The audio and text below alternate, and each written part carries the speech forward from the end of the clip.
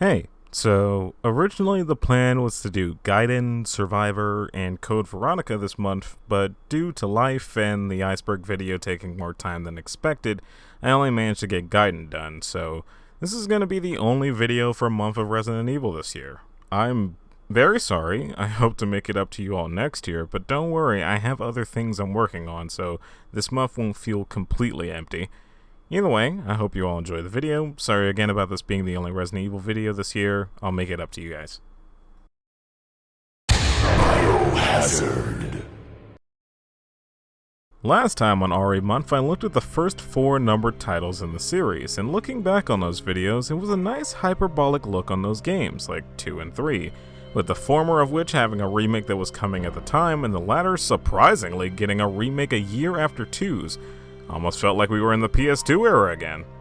But then 3 Remake came out, and yeah, as somebody who really loved the gameplay of 3, the Nemesis system, and all the replayability that game had to offer, 3 Remake was honestly a step down, but we'll get to that when we get to that. So to the surprise of no one who knows how Capcom works, Resident Evil 1 through 4 weren't the only Resident Evil games. The series was a smash hit, so there was no need to hold back on releasing tons of games and merchandise with the name attached.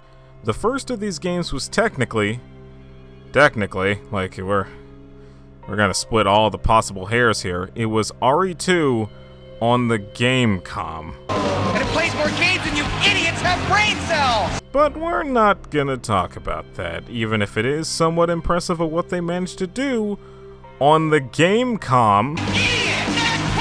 We're gonna talk about games here, not the Gamecom.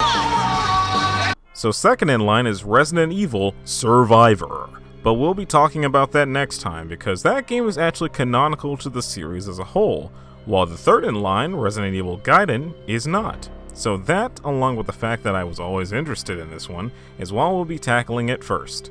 And in case anyone is curious, while I have no plans currently to talk about games like Outbreak or Dead Aim, they are not off the table, I just need to play them first. So yeah, with all that said, why don't we finally get into Resident Evil Gaiden and more importantly, how it came to be. Around 1999, a British company by the name of HotGen Studios was contacted by Capcom to be in charge of a port of the original Resident Evil on Game Boy. The result was an impressive conversion where most of the game was managed to be adapted onto the cart, and styled just like you were playing the PS1 original. Eventually though, Capcom decided against releasing the game as they, quote-unquote, were not confident that the product would have made both consumers and Capcom happy. So it was back to the drawing board, but in came M4 Limited, who proposed that they make an original title as opposed to a direct port. Capcom liked the funny words these magic men were speaking and sent in Shinji Mikami and Hiroki Kato to come up with a scenario for this new original title, which is how we got Resident Evil Gaiden. Pretty interesting, eh? And the intrigue doesn't stop there, because remember, we still have the game to talk about. So let's stop building up suspense and just get into what exactly this game ended up becoming.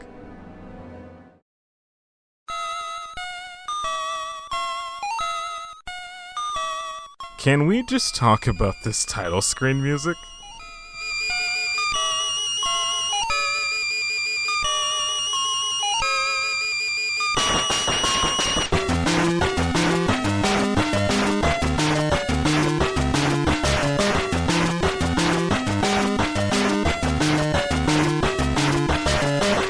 Why is this track so good? It's a Game Boy game. A late one at that. You didn't have to go this hard!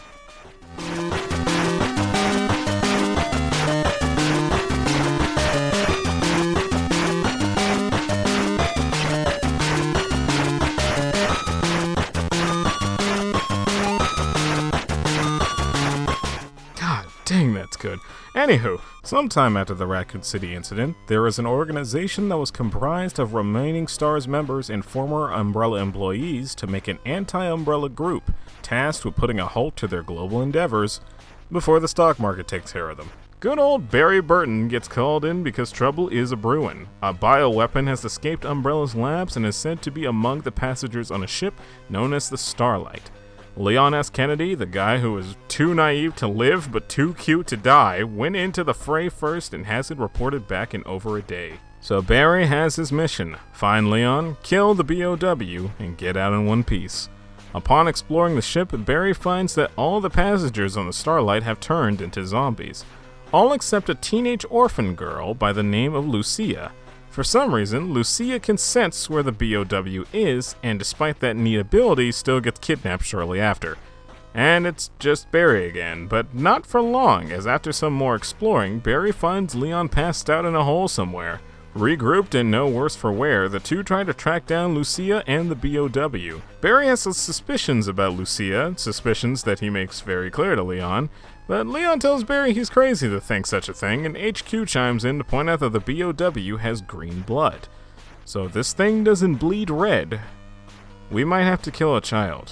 Which, man, that'd be rough for Barry if he had to do it. Dude already has kids of his own to think about. He doesn't need that on his conscience. Soon they track down the BOW and Lucia, and after pumping it full of lead, they see that the BOW does in fact bleed green. Crisis averted!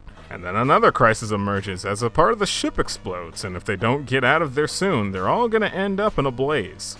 Barry signals HQ for a rescue chopper, but they can't dispatch one due to a storm. Leon is tasked with activating the sprinkler system on the ship to buy some time, while Barry goes to scope things out, leaving Lucia in Leon's care.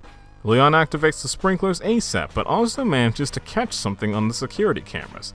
Barry talking to someone who clearly isn't HQ. Once they regroup, Leon grills Barry on who he was talking to, but Barry responds by pointing a gun at him, and requesting Lucia to come with him quietly. Could Barry really be a traitor? Nah, it turns out Barry is still a big old bro and only decided to side with Umbrella just so he can hijack their submarine. He saved Jill twice, and he's saving the day in yet another game. Some people, I tell you, they are just built different.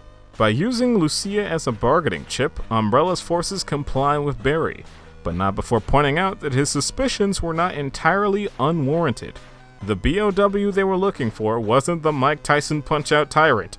In fact, that BOW was just used to infect Lucia with a parasite that's currently inside of her, and after 10 days it'll mature to the point that it can eat its way out of her. Barry continues to be a master of persuasion and convinces them to remove the parasite from Lucia's body. The operation is a success, and all things seem fine until the parasite bursts out of the jar it was in, takes control of the captain, and now he's a boss fight! Yes, this is as sudden as it feels. The game barely gives you a chance to get your bearings before he's swiping at you like a kitty cat.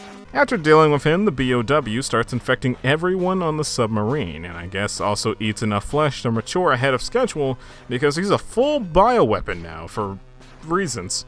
I can't dislike how fast this game's story just whizzes by. It's like, we're on a Game Boy here, there's no time for a build-up, keep it going! Barry takes control of the submarine and sends it back to the Starlight to get Leon, but the bioweapon bursts out of the submarine and hops aboard as well, as if we didn't have enough to deal with.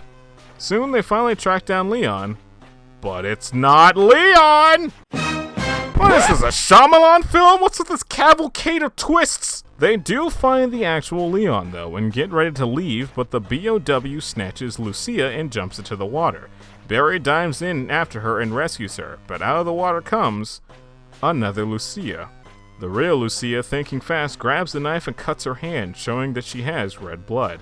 And with the BOW's cover blown, it's time for the final showdown. Eat all the rockets I've been saving, you fat, spiky goober! It's done.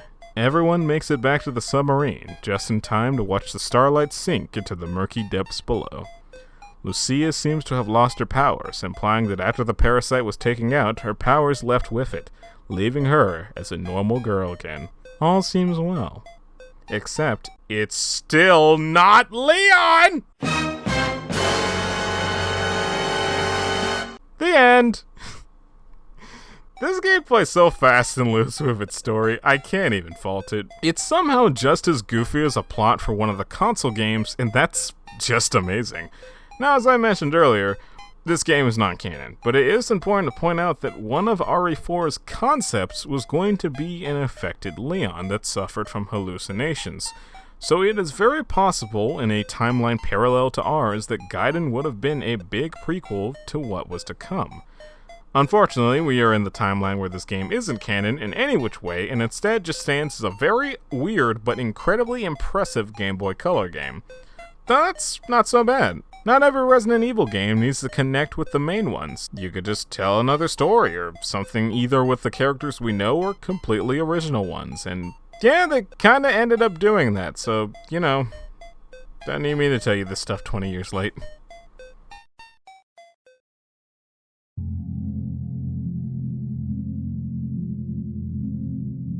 Being the first and I think only game to play like this, Gaiden takes the way of a top-down perspective game, with you running around the starlight, getting into battles with zombies, and proceeding further and further throughout the ship.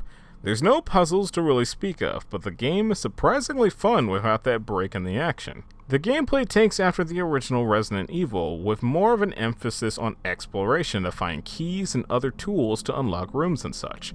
Not only can this lead to progression, but extra rooms as well that reward you with body armor, more ammo, and herbs for going off the beaten path. Some of the rooms have items you'll need later, which adds a bit of sequence breaking to the mix as well. But the one thing going against this style of gameplay is that if you find ammo for a gun you didn't find yet, you can't pick it up, which is kinda dumb. I can kinda understand contextually, probably don't want to lug around rounds to a grenade launcher you don't know is on board yet, but from a gameplay perspective, literally every other game in the series lets me do that, and I just find the gun later. Doing it backwards means that when you get the gun, you have to try and remember where all the ammo you ran past the first time is.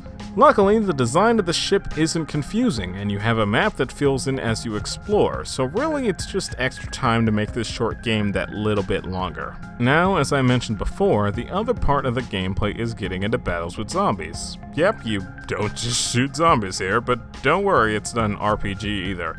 You start battles by either getting grabbed by zombies or aiming at the zombies and letting go once your cursor is over them. You are then thrust into this first-person minigame, where you time your button presses to damage the Zambambinos.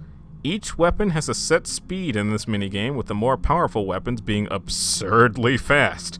Initiating battles while enemies are further away means you have less range to try and shoot with. Of course, guns can be fired from any distance, but your trusty knife gotta be up close and personal to even land hits, which leaves you vulnerable for attacks as well. Some enemies can even poison you, which works like recent Pokemon games, draining your health over time until you're left with 1 HP, and then the poison just fades away. Fair enough, I guess.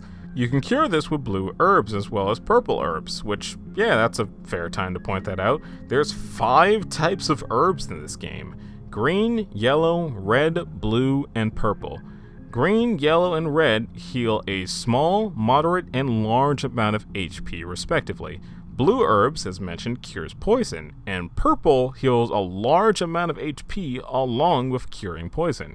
Yeah, you can't mix herbs in this game, so they just made a new one that you can just find in certain areas or on zombies. Yes, zombies can be shown lying down after battles, which could mean that they have something for you. This could be ammo, herbs, or a key item, but be warned, they could still be alive and try to take a bite out of you. Zombies can also end up in this state without having an item on them, meaning you'll never know unless you get closer and check. If you die though, you can continue, which kinda sets you back to an autosave state. It makes a quick save every time you enter a room or battle or something, so you don't have to worry about losing progress if you do die. Saving for real isn't done at a typewriter or anything, and you don't need ink ribbons, it just happens as you progress through the story. And you know what? This game might have some weird things here and there, but it's pretty fun. The feeling of finding a new room off the beaten path that gets you more supplies, the battles that become pretty fun once you get used to them and can even get intense when you're fighting multiple zombies at once, especially when you need to swap weapons or heal mid-battle. And when you get Leon, you can even give him a weapon, and no, he doesn't fire it automatically, but you could still swap to him mid-battle if need be, and it works fluidly. The soundtrack, as I mentioned, is also surprisingly good. Besides the title screen and battle theme, you get these simple but effective ambient tracks that play as you explore different parts of the ship, which I'm sure freaked out tons of kids back in the day for the mood they can set.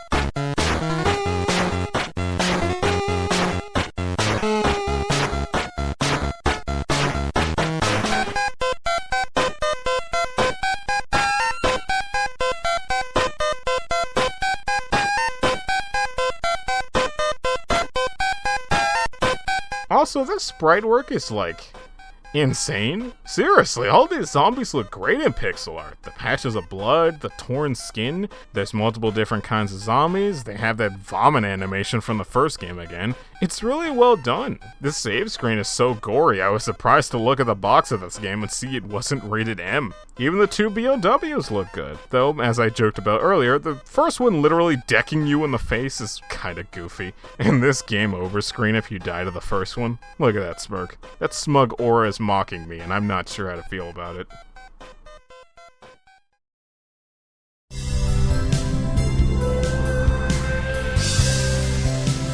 So yeah, this game is pretty neato. It's a very solid and impressively made game that, while being stuck to the Game Boy Color instead of the Advance, still turned out to be more of a genuinely fun game and less like a novelty that only fans of the franchise could dig. It also keeps in tune with the main games, as when you first play it, it might take you a couple hours to find where everything is or get used to the combat, but once you do, you can beat it in under 3 hours. Unfortunately, there's no infinite rocket launcher or anything for beating the game that quick, but still, it's just amazing that this game even managed to get made and how well it turned out. And just knowing there's another game out there with Barry still being one of the best characters in this franchise, even if it's not canon, is something I'm going to treasure personally. I don't know about you guys. On that note, actually, what do you guys think about this game? Because I see very mixed opinions online, with people either saying it's great, or that it's awful, and I would like to hear more. So please let me know if you have any thoughts about this game, but only if you want to. Next time we're going to be taking a bit of a detour to talk about some extra RE stuff before moving on to Survivor. Thank you all so much for watching, be safe out there, I'll see you guys next time, and take care.